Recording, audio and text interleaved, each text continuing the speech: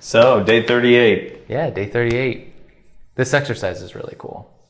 I really like this one. You like this one? I like this one a lot. I like this one too. Did it yesterday. Yeah. It worked out really well. That's good. I needed it hardcore. It's one that gets forgotten about, but it's, again, I find it, it should be in everybody's toolbox. Yeah. In one form or another, right? Yeah, yeah. So I know I keep saying that, but I want to make sure that I'm inclusive of everyone as much as possible. You know, again, you know, we may be saying, you know, or adding in about one type of technique versus another type of technique or whatever, but, you know, really all of the traditions have, you know, most, if not all of these things and more, obviously. I mean, this is a cursory type of overview, right? Mm-hmm. It's the initial toolbox that you can use to explore these things and get some results from them, and then know if that's going to help you in your life some way. Mm-hmm. And that's the idea. I mean, I think that's why any of us do anything spiritually, is to see how it will benefit us, and then we can benefit others from that, right? So, but you know, these days with all the information that we have, right? Confusing. It's confusing, right? And so it's like many people have moved away from the traditions that they were born in, but then it's sort of a vast sea, right, of different things going on. And, you know, how do you pick and choose? And, you know, many people try some for a while and then they bounce to something else. And then, but there's also a rhythm to that as well, right? So, I mean, you do want to find something that you can stick with, but at a certain, you know, in a certain way. You don't want to get trapped into this hypnotic rhythm of just bouncing and trying and bouncing and trying, you know, giving it too short a time, or, you know, moving from one thing to another endlessly, just sort of ricocheting around the pinball machine. So find something that speaks to you and that you get good results from, and then stick with that and make it deeper and make it better for yourself. Anything you're going to do or utilize that makes it better for yourself, the natural extension is that it's going to make it better for those around you. Family, friends, community, the world, you know. So yeah. I mean, that's a fact. So how does this technique help us to do that and to accomplish our goal? Well, I mean, I guess to back up a little bit, I mean, it is the next sort of extension to the sacred space idea, right? So that we just did yesterday. So the idea again is that, you know, what are some of the things that we can do with this? And I find this is one of those that's so practical, and at the same time, you know, I think from my talking to other practitioners in different traditions, it's underutilized. And even if they have it, it's sort of like, oh yeah, I remember doing that, but way back when, you know, that kind of thing. It's definitely something that I use on a regular basis because it's so effective in, again, both untying those sort of psychic knots, right? Those impedances that let that flow of energy move through me in a good way. And also, you know, one of the things that we're trying to do on a regular basis, and one of the, at least with most traditions, one of the things we're always trying to do is sort of cultivate this personal relationship with, you know, your supreme being or a deity of some sort, or, you know, the infinite intelligence, again, God, whatever you want to call it. So, you know, a personal, something that's just between you and it, right? So,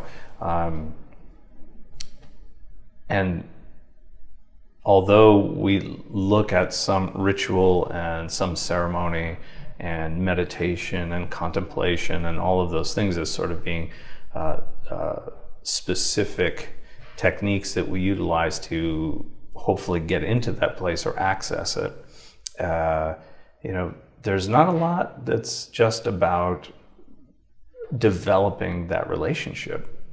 You know, in some ways, I mean, that may sound like a contradiction, like we're using it to, you know, we're using these techniques to make that connection, but it's always sort of with this specific goal in mind. You know, here's a want that we feel we need, right? And then I'm trying to tap into this to access a greater source of everything and help that to give it a push to bring it into my environment, right? So, but I always find that creating a relationship with a person, it's not just by calling them up every few months and asking them to use the truck to move me from one apartment to the next, right? After a while, you're pretty much going to lose that friend, or they're going to stop answering your phone calls, right? Because they know all you want is to use their truck and their muscle to help you move. So it's about cultivating a relationship, and so I find that this technique it does help to bring you into that space, bring you into that place where it becomes more personal. And again, it may be, we're sort of in this territory now where many of these things you're engaging in practices that will strain sometimes the boundaries of what's comfortable for you. I mean, it can make you very uncomfortable, right? I mean, even from the first one of writing what you want, everybody can write down what they want most times, but why you want it and really rending it down. I mean, that can be embarrassing. Even if nobody ever sees it, you're sort of in this place where it's like, I don't know if I really want to put that down. And, you feel funny about doing it. And that's perfectly okay. Usually the places where I feel the most uncomfortable are the places that, there's also the most friction there, right? So I can get a lot of energy from, working those knots out. But it's not always a comfortable process in doing so. And I find that, this is one of those processes that happens. You can attest to that. We all can attest to that. Yeah. So, you've heard plenty of my funny stories about those situations. So, in my own practice, right? So, in this specific technique, I gave it a name. There's plenty of other names for it, but circle walking. So you could do this within the circle that you made, the sacred space that you made. If you don't have time, or you don't have a permanent circle marked out, or you don't want to do it in a circle and erase it each time, or whatever your situation, you could do it walking in a room. It's good to do it sort of in a circular motion because it helps entrain your brainwaves to sort of tamp down. So if you're really scattered when you first start doing this, that rhythmic walking and what comes next helps to entrain you to sort of move more into those alpha states, right? So a little more open. And hopefully, as time goes on and you get better and better at this, you're moving from sort of a low alpha state into a theta, or just between. So it's like you become almost unconscious of the actual physical walking around. And it's more about this conversational attitude you're having with the infinite intelligence, right?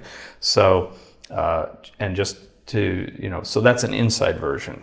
The outside version is, walking through the park if you're alone, right? Or if you have a property, walking, it could be walking around your house, or it could be, in my property, it's walking the wood line around the edge of my property. And that's perfectly fine. And there are other ways of doing this, obviously, but it's a nice, simple form. And so as I'm walking around and I'm just sort of letting my thought process go, it's more like a contemplation, right? I just start talking. Out loud is always better than internalizing. Yeah, I mean, it shows a certain level of commitment. And again, as I'm speaking, I'm sending energy from my thoughts out through my words, right? So I'm actually expressing energetic ideas into the ether or whatever. So, and that's big because again, it accomplishes many things, right? I can just start talking about, what's bothering me, where do I want to go? It's not all about what I want. It's like, what do I think is keeping me in this place, where I don't want to be at this point. It can just be problems that I have through the day. You know, it may be things that only I know about that I think are, you know, deficiencies in my character or whatever it is, right? So in some ways it sort of bridges that idea of confession without an intermediary there. But the idea is that, and this is the critical part, is that it's personal. You are expressing yourself as you would to your grandmother or a person that is so close to you that won't judge you, that won't, you know, give you the smackdown for, you know, I told you not to do that. How many times have I told you not to do that? It's like, but Dad, you know? Right. It's none of that, right? It's just this, like, the most compassionate entity that you can imagine, just listening to you and knowing, you know, first of all, make sure you remember that it knows already. So you don't have to hold anything back. And you just feel as you start doing this that over time, once you get over the self-consciousness of actually speaking out loud and that type of thing to the edge of the woods or to the whatever, just to the air, to the sky, you want to always personalize it. You know, express yourself as if you're speaking to something personally. That's really important. It's really like you need to cultivate the idea that it's a personal presence that's there with you, either walking next to you or, you know, walking backwards facing you, whatever it is. And the actual physical walking and in training helps facilitate that, right? So it's like, it's this droning that sort of puts us in this trance state where that idea of it being personal conversation becomes easier and easier as time goes on, right? We're taking the edges off of our conditioned response that, you know, speaking out loud outside to something that's not visibly present to us is kind of on the edge of crazy, right? So, or inside in your circle. Or inside in your circle, absolutely. Right. And so, you know, as I'm walking around, it helps to sort of, you know, tamp that idea down a bit, you know, because we're sort of moving into a more relaxed state where it's like, it's okay to do this. Even if you're laughing as you're doing it, that's great, right? Laughter, crying, all of these things that express basically these psychic knots letting go, right? And as you do it, the thing is, I mean, most people feel unbelievable. The first sign is that they feel this relief, like the weight's dropping off their shoulders. I mean, I've heard every imaginary, you know, kind of evaluation of how that feels. Every description of how that feels to them. You know, like they'll start weeping for no reason. You know, and still talking, right? So it's that. You know, I bring back to my kids a lot of times, but it's like that act of them expressing their disappointment or whatever it is and crying through it, right? But it's like you're just there for them. You know, you're not really adding in at that point. They just need to get it off their chest or whatever it is. And it's like, and they feel better. They're not always looking for a reply or an answer. They just want somebody to acknowledge that they're going through that. And so it is very personal. You sort of, again, want to cultivate that idea that this is personal. It's not just shouting out in the wilderness, right? It's literally you're imagining in your mind in the beginning that that infinite intelligence is there with you in whatever form you think, walking with you side by side, you know, and listening. And it's conversational, right? So there are pauses, just like in a conversation, right? It's not just, it may start out as a steady stream of blubbering. I'm like this, I don't know why I'm like this. And, you know, but after a certain time, you're asking questions, right? We've sort of talked about that, right? About asking open-ended questions and, you know, in your own mind to yourself, but you're asking questions outwardly and expecting that you're going to get an answer. Of course, you can't, you know, you don't want to be one of those people that you can't get a word in edgewise, right? So don't just keep rattling on. It's like you're asking the question, and as you continue to walk and just having, these sort of pregnant silences, right, where you're expecting to get some kind of answer back, whether it be just insights in your mind that you'll recover later, and sometimes those insights will remove these knots as well, right, and give you a huge sense of relief. It may be, it could be, a verbal type of thing inside your mind or in your head, or even seem like it's coming from the outside, right? So all of these things, and many, many others, who knows? I mean, we can go into all kinds of, symbolism, what you're looking at, but I don't want you to make it analytical. That's the point. This whole exercise is about the feeling of it, not the analysis process of it, okay? If you are too stuck in your head, if you're too analytical, which we all do when we first start out, then you got to move past that. And that's another thing that this, the walking and sort of bringing yourself into a trance state of some sort or another, helps to break down that analytical barrier. Brings you more into that place of the subconscious where you can just let that flow, speak it out loud, expect to get an answer, and let that sort of continue until you feel that it's enough.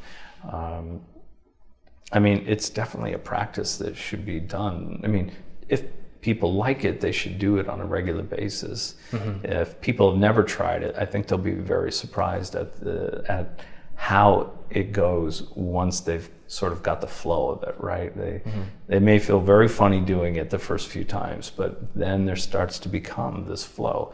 But even on the first time, it's possible to sort of, get it going, right? So if you do it long enough and you're walking around and you sort of lose track of where you are and what's going on, and you're just letting this constant stream of whatever come out, and again, then asking questions, waiting for reply, asking questions, waiting for a reply, asking questions, waiting for a reply. So there's this conversational piece that's going back and forth. It really should be on that personal level of conversation.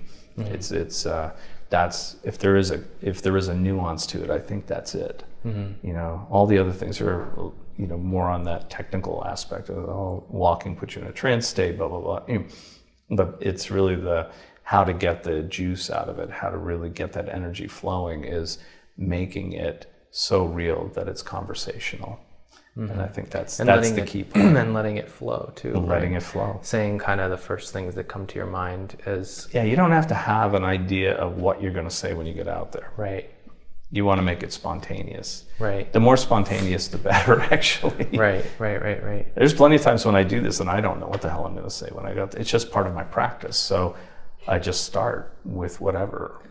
It's sort of like, I remember here was my day. Yeah, you were telling me yesterday, like, what your experience was like in the beginning of doing it for the first, I think the first couple of times you did it, you were like... For several times. Yeah. I was like, oh my God. I was so analytical, I couldn't get out of my own head. It's embarrassing. It's like, but there are other people like that, but I was just like, what am I doing here? When can I leave? It's like, I haven't had this bad a conversation in a long time. So, preconceived ideas, and just like thinking, this is ridiculous. Whatever happens, something eventually switches. Either, it could just be complete boredom of walking and talking until finally, you sort of sink into this drone zone where something switches, and you're not always sure what that is. But I think that when you get to that place and you have that experience, the whole practice switches for you. Because the first time you have an insight that you're not sure where that came from or whatever, and you expand on that and another one comes, and you start doing that, it's like you feel this amazing personal connection, and you're moving through that on a regular basis, and you can't wait to get back to just sort of like, again, you feel so good when you're done, because you just feel more light, more free, and there's no judgment. That's the thing. You're not being chastised in any way. You're not even chastising yourself. You're just so grateful for being in that space and being able to share that and get some insights on how you can change it for the better for yourself, for your family, or whatever you're doing. And I just find it's a practice that's really underutilized, and a lot of people could benefit from it. You know, even more these days than other days. Yeah. With all the anxiety that's going on everywhere. Sounds like this would be a great practice for people that feel like they don't know what they want. I think so.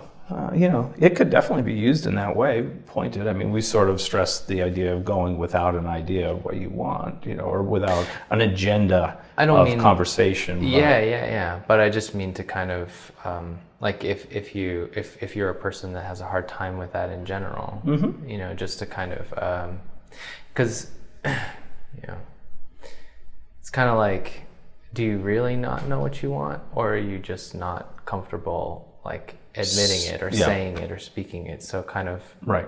I mean, I don't know. Yeah, I mean, it makes perfect sense. I mean, I'm sure there are people that utilize it in all kinds of ways. Once you get used to the practice, it becomes a pretty versatile. You know, it can be used in many, many different ways. So, but I find that it really, you know, it works in ways that are hard to even describe as far as... But you really try to go into it without an agenda, without a... I do. Without a goal in mind. Right. It's like, it's bringing it back to the analogy of my friend with the truck for moving. You know, it's like I build a relationship with them by saying, you know, on days when I don't need the truck to move, right? It's just like, hey, Joe, you know, you want to catch a movie, or you want to get a cup of coffee and, you know, find out what's going on in his world, and, you know, back and forth. It becomes, you're building a personal relationship, so that, I mean, you know, even if you don't need his truck, but you mention that you might need a truck, he's already offering before you can say, oh, that's okay, I got it covered. It's like, again, it's building that, you know, that personal relationship is huge. And why would we think, if that's our model, why would we think it would be any different? As above, so below. Why would we think that we wouldn't be able to cultivate that kind of personal relationship with the great infinite or the one or whatever? So to me, that's an artificial, a man-made idea that you know, there's no way that you could build that personal relationship, and I think that that's just not true. So it just takes diligence and persistence and putting yourself out there to some degree, right? Because there is that, like I said, you know, I don't know, half a dozen times, 10 times where I was doing it and just sort of going like, you know, thank God there's nobody around to see me doing this, because I feel like a complete nut, you know, and of course that all evaporated when the switch flipped. And now it's become an extremely valuable practice for me. I mean, it's one of those great moments. Yeah. So and that's why I brought it in, because it's valuable on so many levels. Yeah. That it can soothe a lot of wounds. Yeah. Yeah. So it's really inspiring. Yeah. Thank you. There you go. All right. Yeah, it's really good. Well, good. I hope everybody enjoys it. You know, give it a try. Don't, you know, feel as ridiculous as you want, but you know, it's like, keep going. Yeah. Once you get to the relief factor, it's going to be worth it. Awesome. Yeah. Cool. All right. Enjoy. Upward and onward. Upward and onward. Yeah. See you guys tomorrow.